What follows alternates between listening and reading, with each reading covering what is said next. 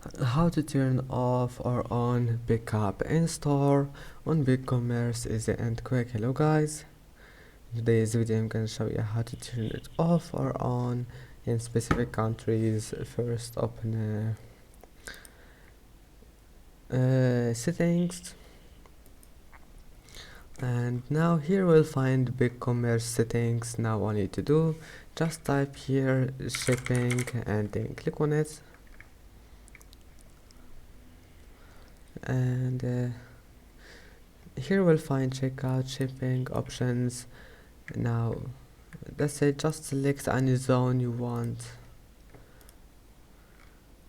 and then click submit, and here click configure, and now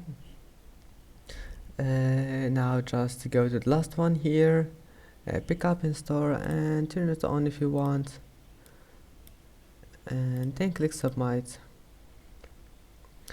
and that's it.